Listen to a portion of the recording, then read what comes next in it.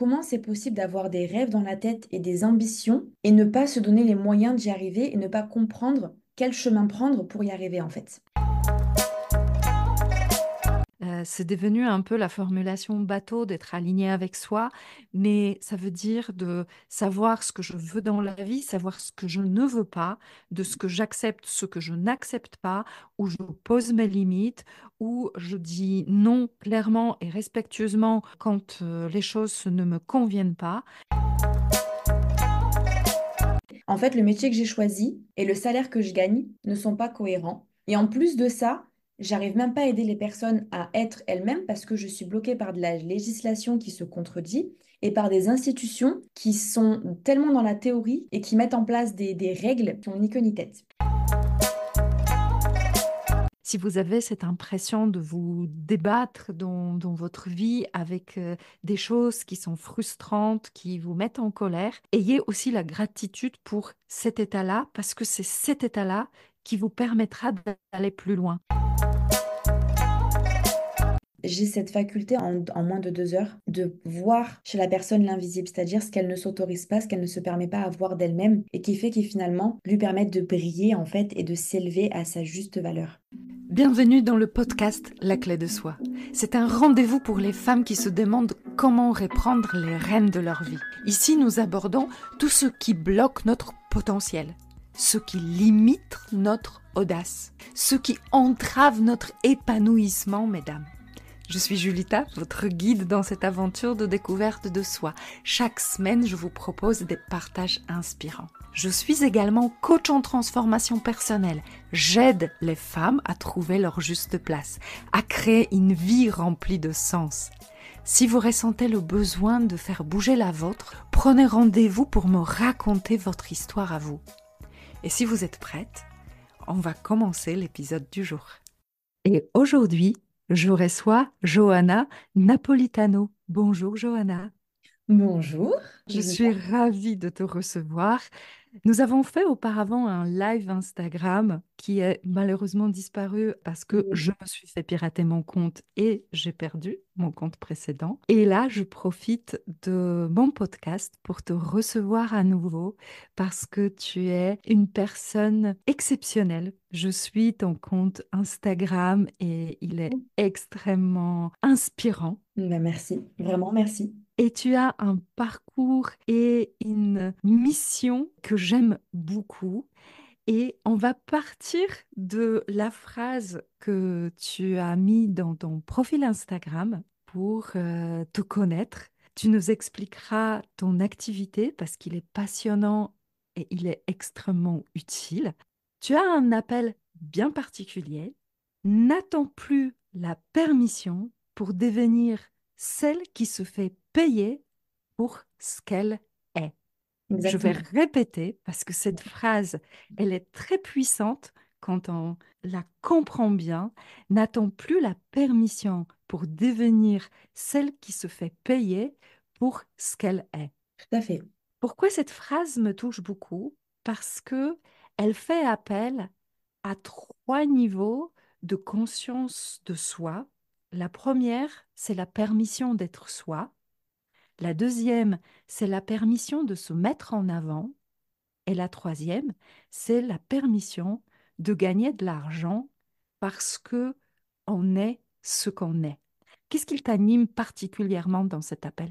Alors, premièrement, ce qui m'anime vraiment dans cet appel-là, c'est que en tant que femme, parce que c'est vrai que j'accompagne particulièrement les femmes, j'ai pas accompagné d'hommes, c'est un choix. Parce qu'en tant que femme, on a une place dans la société qui est particulière. C'est-à-dire que on a souvent été conditionné à suivre un peu un schéma sociétal qui nous amène à devenir des femmes qui vont travailler parce qu'on leur a fait faire des études, parce qu'on leur a dit qu'il fallait qu'elles aient un travail pour gagner leur vie. Ensuite, il fallait que ce soit des bonnes mamans, etc., etc.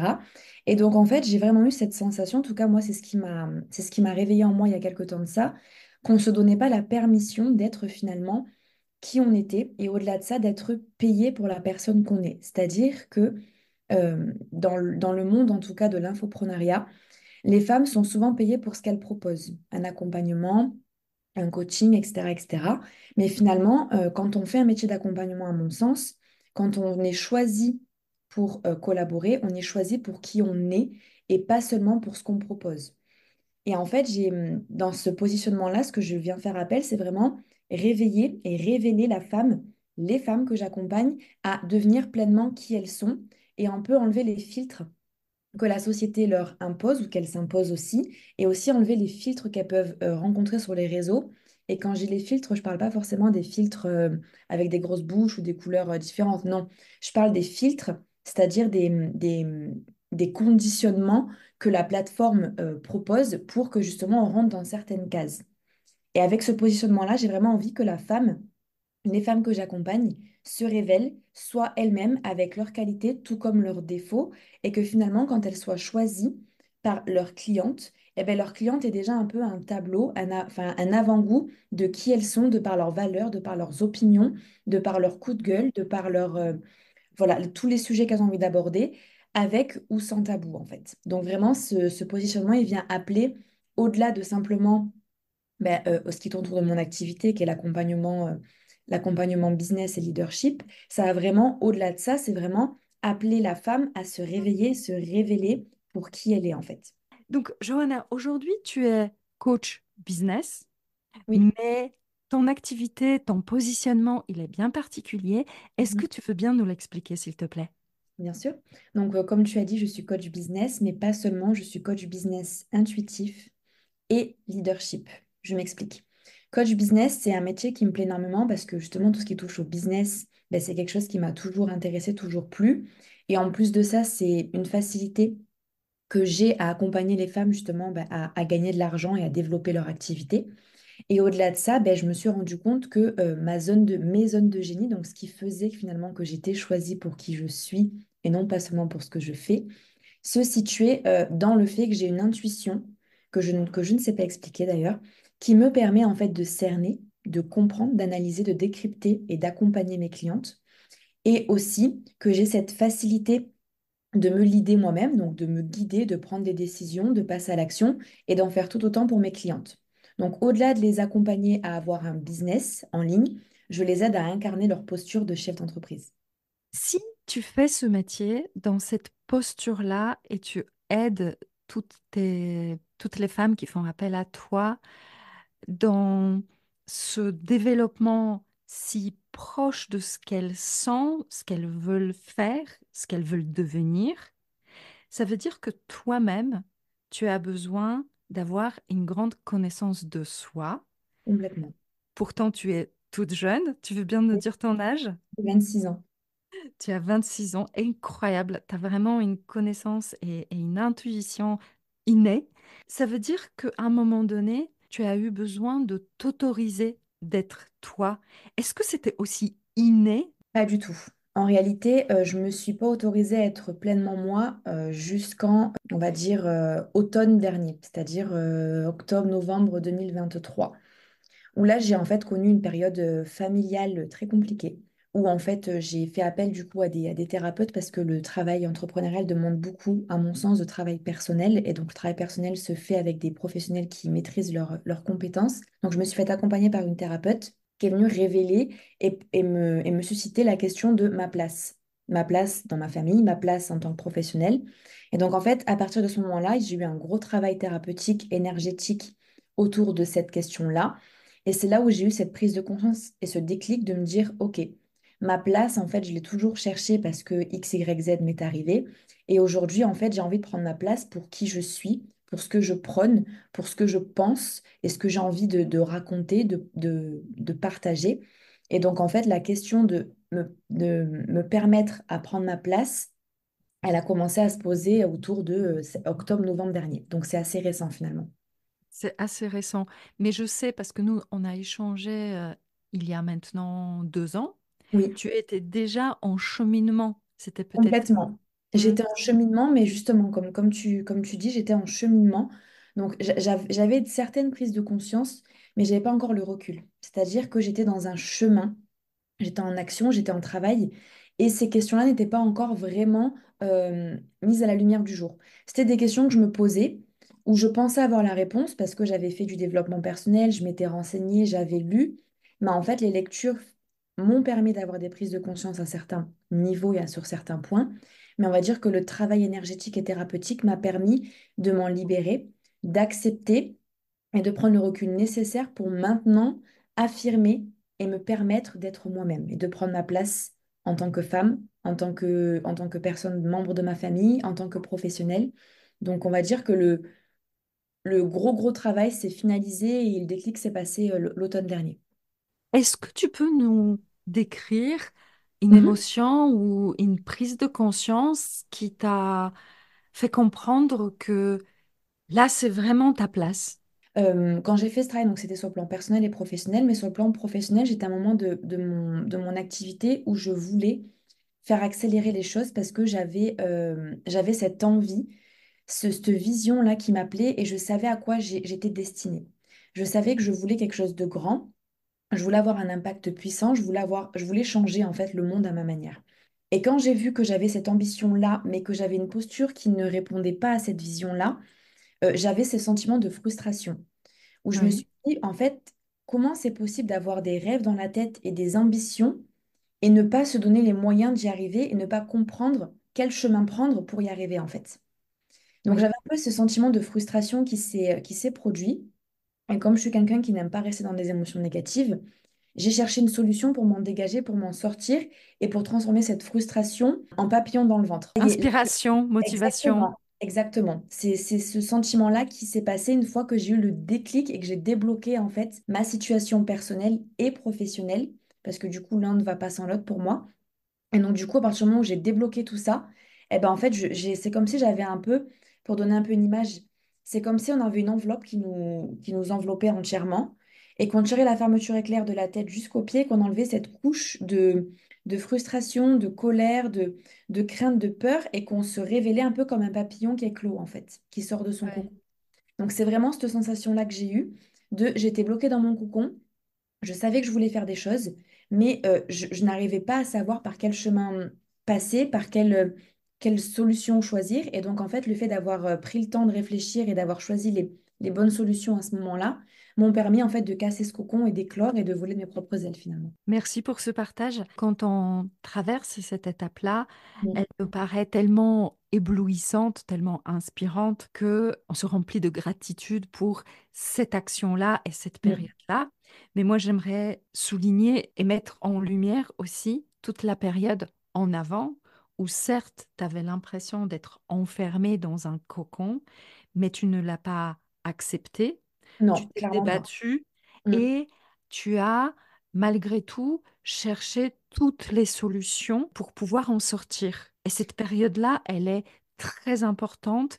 Et pour Complètement. toutes celles et ceux qui nous écoutent, si vous avez cette impression de vous débattre dans votre vie avec des choses qui sont frustrantes, qui vous mettent en colère, ayez aussi la gratitude pour cet état-là, parce que c'est cet état-là qui vous permettra d'aller plus loin. Je suis entièrement d'accord avec toi. Et à chaque fois que je traverse une phase, parce que ça m'est arrivé il y a quelques semaines en arrière aussi, une phase où je suis dans ce truc dans une ambiance très particulière où on se pose beaucoup de questions, où on n'est pas vraiment sûr de nous-mêmes, on sait qu'on veut faire les choses bien, mais on ne sait pas trop comment s'y prendre. Il y a un peu plusieurs syndromes qui viennent se mettre sur le chemin.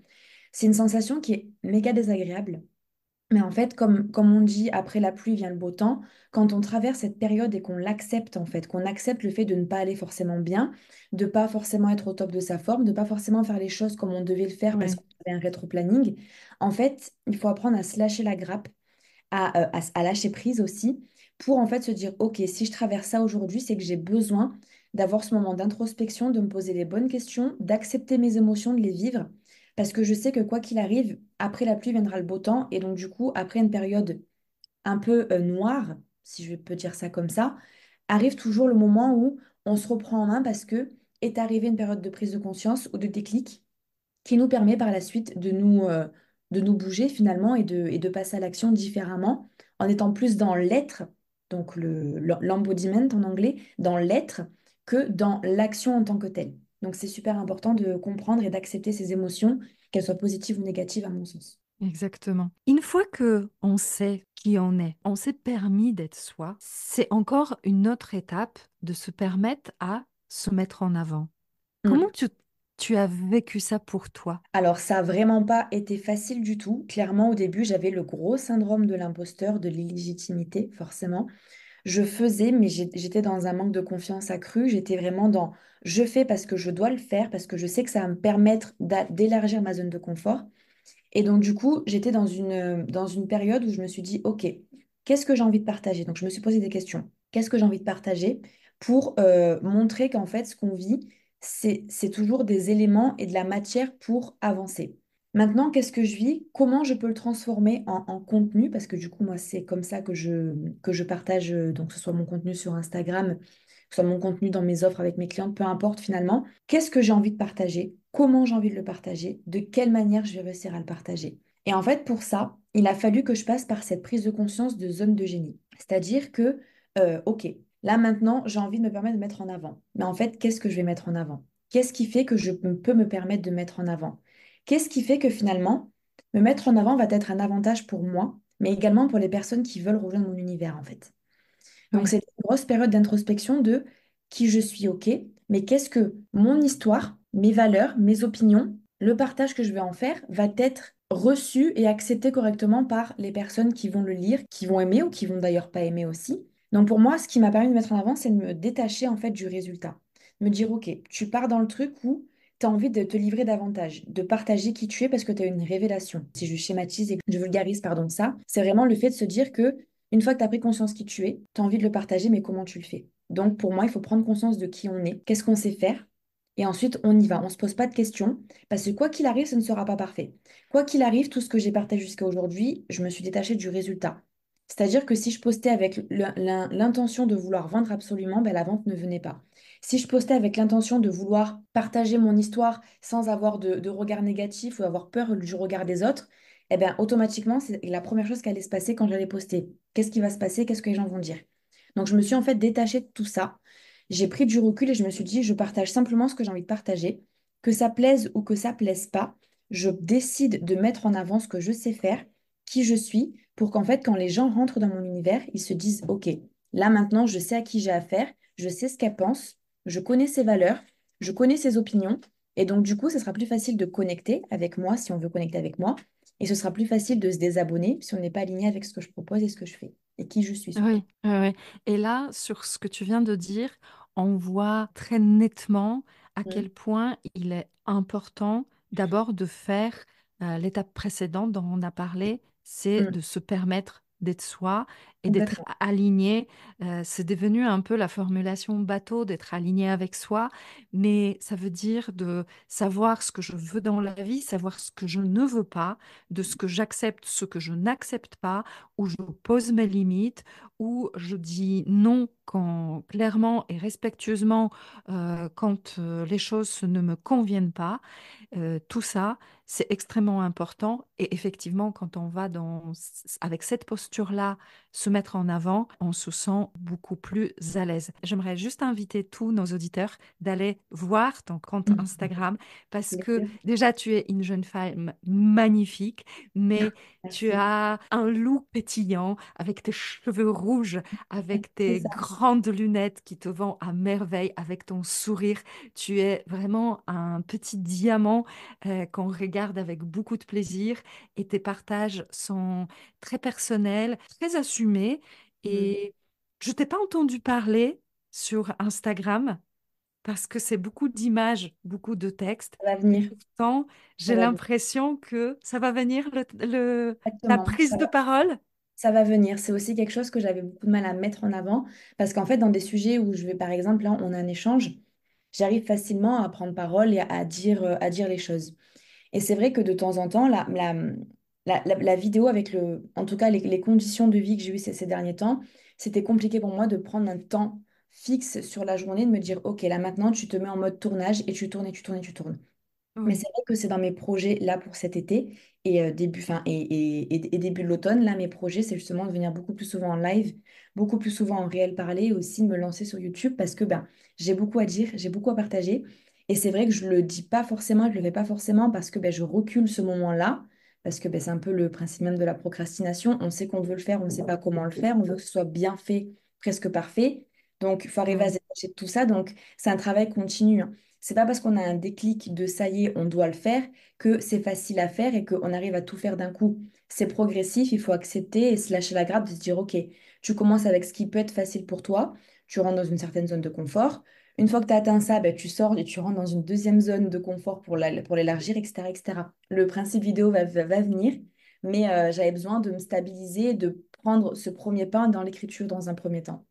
Mais ça encore, tu vois, c'est très inspirant ce que tu dis parce que souvent les personnes qui veulent se lancer, elles veulent faire tout d'un coup. Elles ont l'impression qu'il faut lancer une chaîne YouTube, qu'il faut se mettre en avant, qu'il faut tourner des vidéos, il faut faire des podcasts, il faut Ouais, écrire. progressivement. Et cette charge qu'elles s'imaginent de travail et d'autorisation dont on a besoin est souvent écrasante et paralysante. Et du coup, c'est un frein à le fait de se mettre le pied à l'étrier pour se lancer.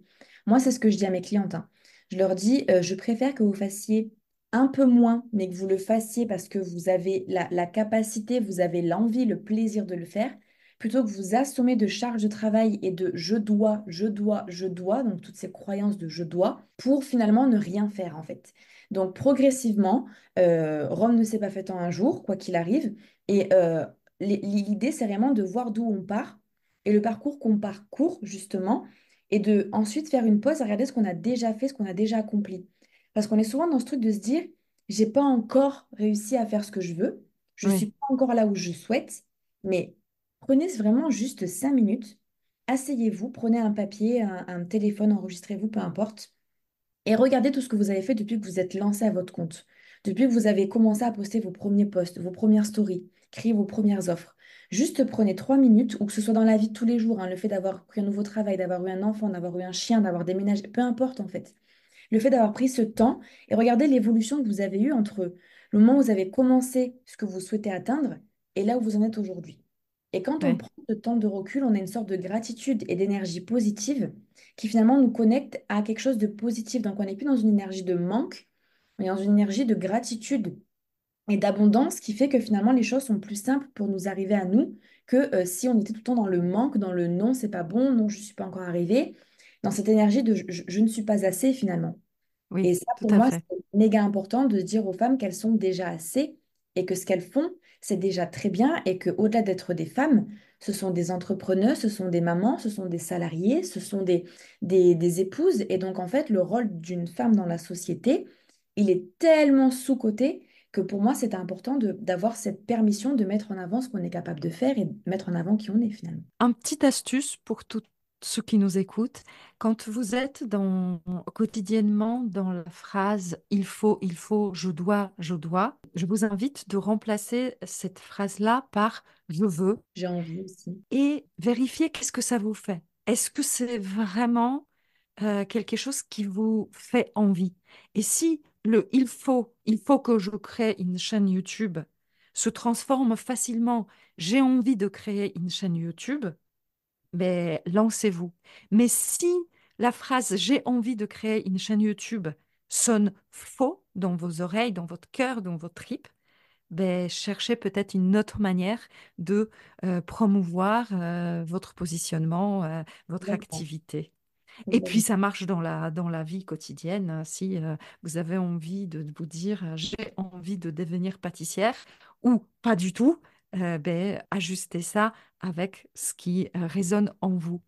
Mille merci pour ce partage-là, parce qu'on va rentrer sur le dernier volet de cet épisode, c'est la permission pour les femmes de gagner de l'argent pour ce qu'elles sont.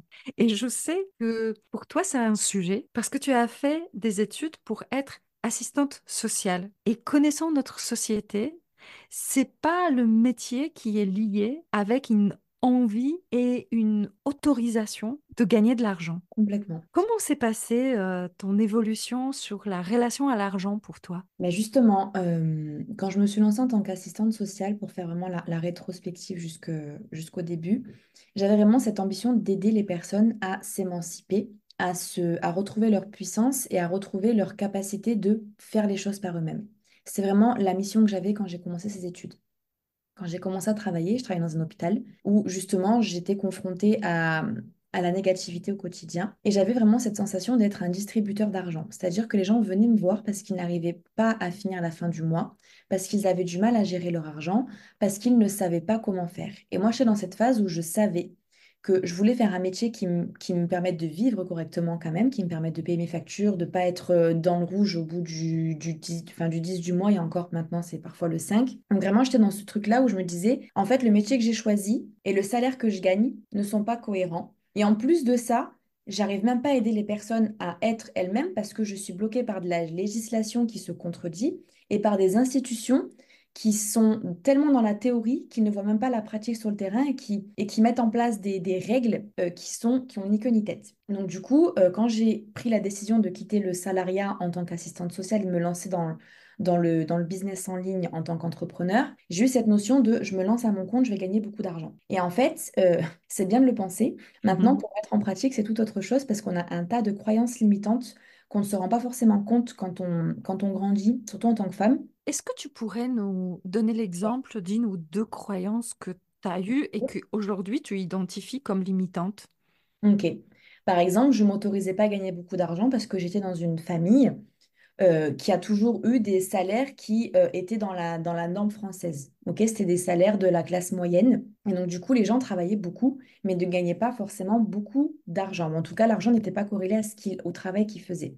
Donc, la croyance que j'ai eue quand je me suis lancée, c'est pour gagner beaucoup d'argent, je dois travailler énormément. Je dois faire encore plus que que les entrepreneurs qui prônent, il faut travailler 4 heures par jour pour gagner Oui. 1 000 euros. Ok, donc c'est la première croyance que j'ai eue. Et cette Jusqu'à... croyance, je, Oui. je vais juste introduire une parenthèse, c'est que quand on a cette croyance, quand on gagne beaucoup d'argent pour un temps de travail qui nous paraît court, on ne se Oui, sent pas légitime. complètement. Ça m'est arrivé aussi. Donc, en fait, le fait de se dire que pour gagner, admettons, on part sur un SMIC. En France, je crois qu'il est à 1 400, si je dis pas de bêtises.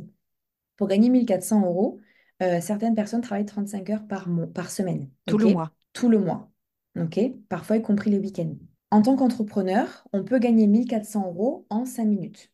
En postant une story, en postant un post et en ayant un client. C'est un peu plus compliqué que ça. Exactement, c'est pour ça que j'y viens. C'est possible à condition de venir un peu travailler tout son schéma autour de l'argent.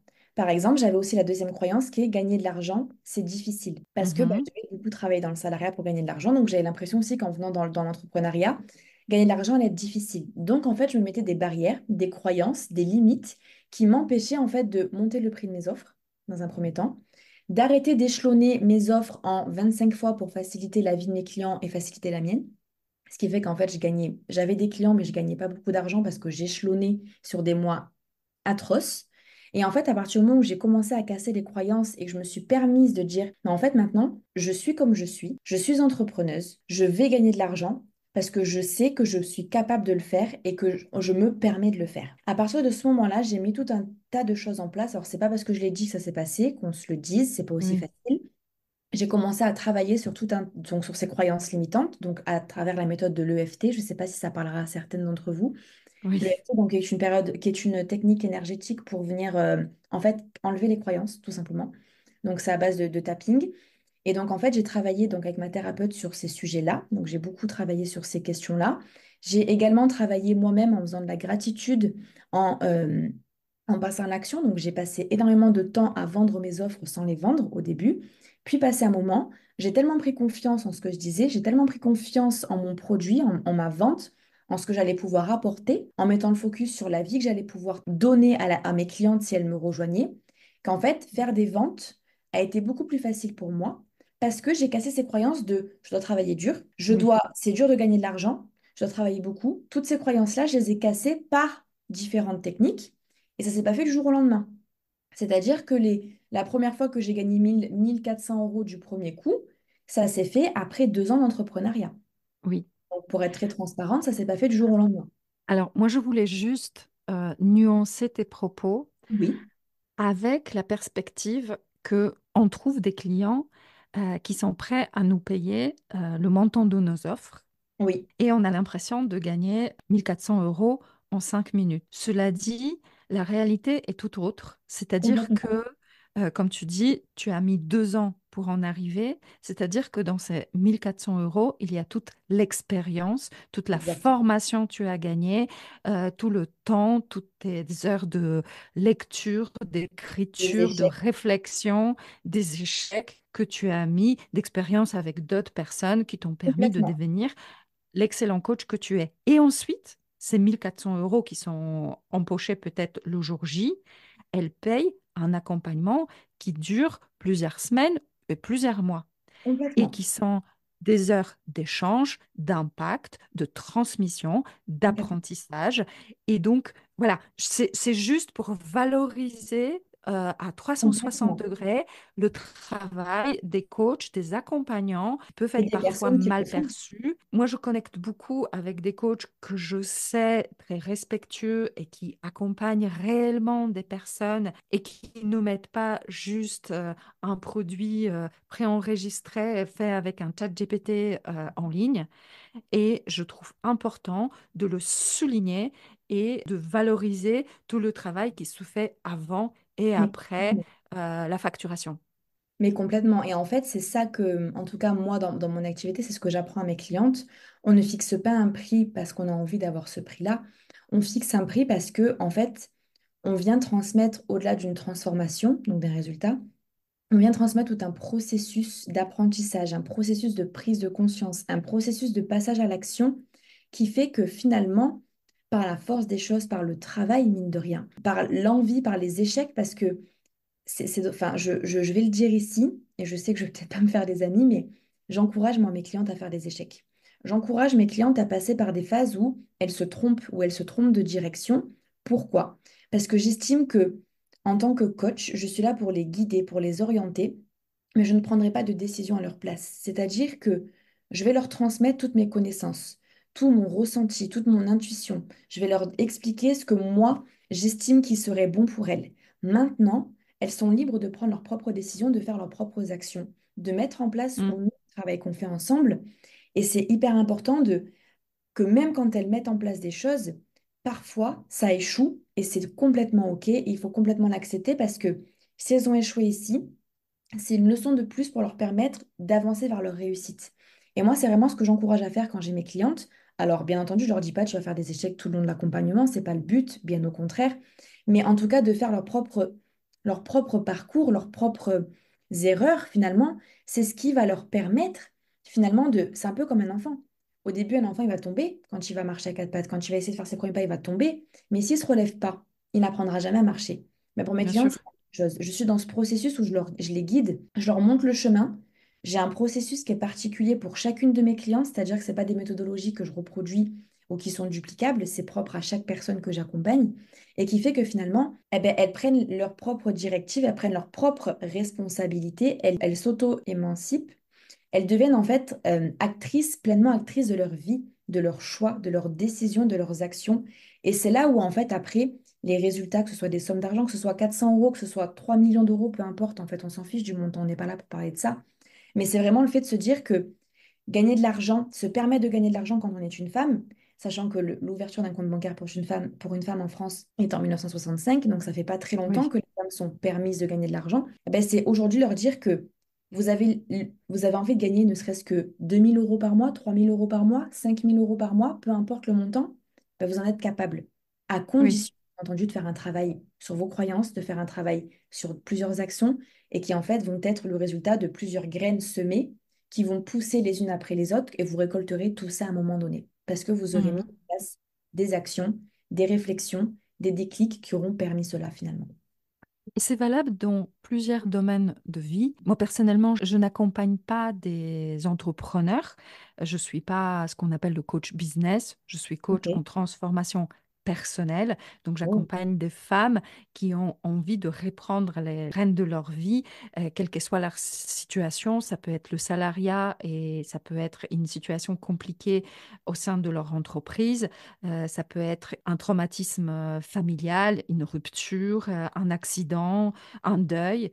Mhm. Donc tout ça, ce qui permet de se relever et reprendre confiance et estime de soi. Mais en fait, le mécanisme, il est le même. C'est-à-dire que à travers de tout ce qu'on fait, on peut gagner l'estime de soi et la confiance en soi. Complètement. Mais on a besoin de se détacher du résultat parce qu'on ne maîtrise pas, on ne contrôle pas le résultat. Il est dépendant de beaucoup de paramètres qui ne sont pas dans notre pouvoir de contrôle. Et donc, j'invite mes clientes de se référer à des actions qu'elles mettent en place, des choses qu'elles font et C'est de sûr. mesurer leur estime de soi et la confiance en soi à travers le courage qu'elle emploie pour arriver à certaines choses, à l'audace qu'elle développe pour casser les routines, pour sortir des habitudes, de faire autrement, de dire non à quelqu'un à qui elles n'ont jamais osé dire non. Et peu importe le résultat de ces actions, de les poser, de les traverser et d'accepter l'émotion qui va avec, c'est déjà un très, très beau travail. C'est exactement ça, mais complètement. Et comme tu dis, dans chaque domaine, finalement, c'est valable et complètement. Et c'est pour ça que se détacher du résultat, comme tu le dis, c'est super important, même si la première chose qu'on peut vouloir, c'est le résultat, parce qu'on espère finalement ce résultat pour se dire qu'on aura réussi finalement. Le fait de mettre en place, de passer par ce processus d'élévation, comme je l'appelle, ce processus où tu prends conscience, tu fleuris, tu éclores, tu mûris. Eh ben, c'est un processus qui te rend encore plus puissante en tant que femme, qui te redonne ton pouvoir d'agir, ton embodiment, le fait d'être la femme que tu veux devenir, que ce soit justement, comme tu dis, dans l'être, dans l'accompagnement des femmes qui veulent retrouver leur place. Moi, dans le business, c'est la même chose. Dans le business et le leadership, moi, c'est plus, j'accompagne du coup plus les entrepreneuses. C'est ce qui en ressort justement des accompagnements. C'est, on pensait avoir ce résultat-là, mais quand on ressort, on a eu en fait bien plus que ce qu'on espérait parce que ben, on s'attendait pas à traverser cette épreuve-là de cette manière-là, en fait. Exactement. Quand j'entends ce genre de choses, je suis là, mais en fait, là, ma mission, elle est en train de s'accomplir parce que je permets à des femmes d'être elles-mêmes, au-delà de ça, d'être en plus payées pour qui elles sont.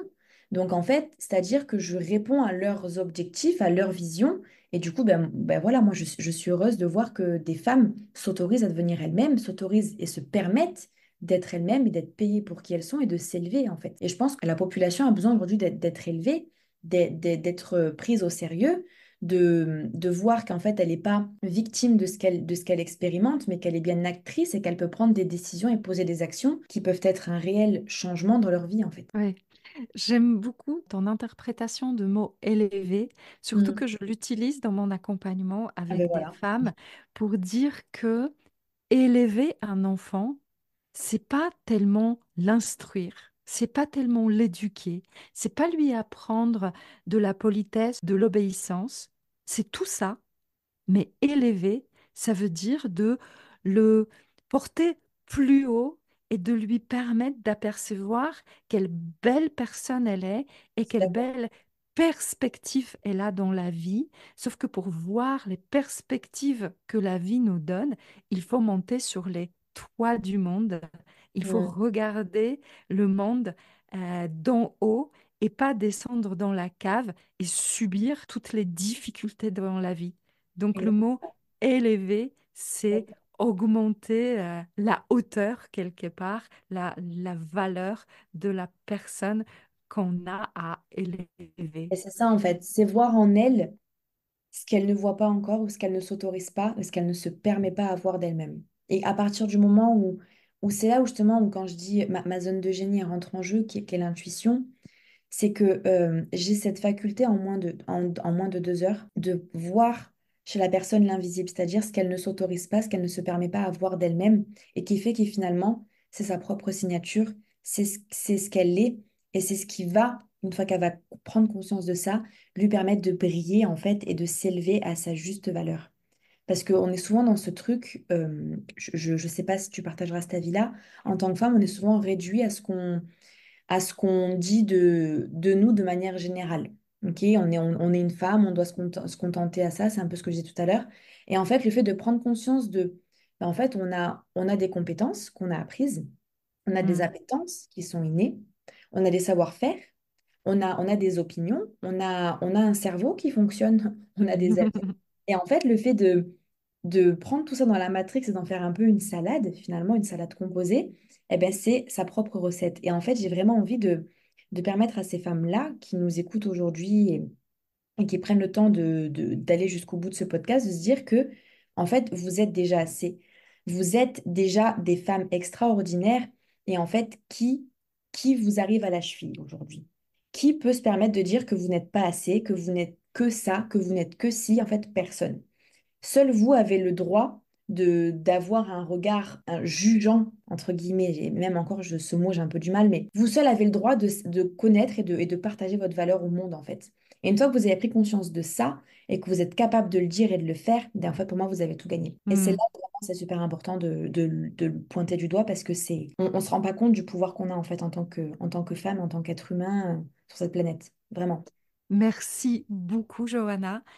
Pour terminer, où est-ce Oui. qu'on peut te trouver? Alors du coup, moi principalement sur Instagram, donc Donc, le lien se trouve dans la exactement. description. Vous Pour avez... l'instant, ça, et je vais ouvrir petit à petit mes canaux de communication, mais comme j'ai dit tout à l'heure, une chose après l'autre. Donc pour l'instant, c'est vraiment le canal principal sur lequel je communique, sur lequel je suis présente.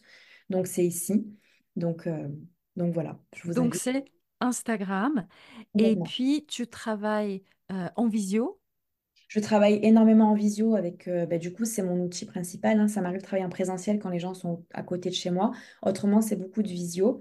Et du coup, comme voilà, j'ai différentes offres qui permettent aux femmes justement de rentrer dans ce processus, de rentrer dans mon univers et de rentrer aussi dans leur pleine puissance à travers différentes offres qui vont Comment tout. on peut connaître tes offres? Justement, sur mon Instagram, il y a un lien dans ma biographie où il y a mes offres répertoriées.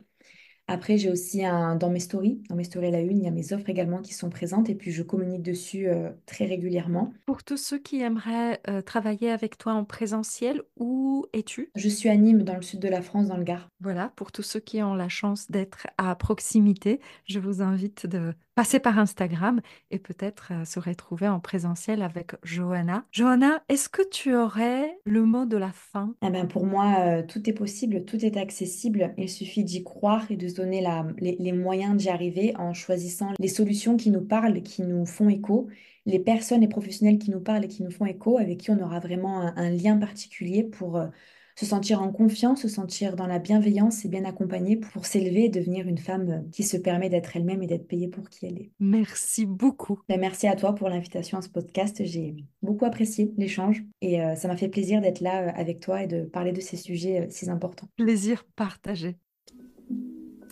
Un grand merci pour avoir écouté cet épisode de La Clé de Soi.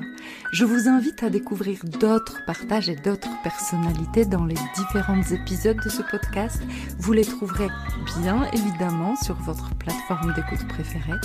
N'oubliez pas de liker, commenter, partager sans modération afin de faire résonner la voix de ces personnes inspirantes. Votre soutien est ma clé pour inspirer davantage de vie. Grand merci à vous.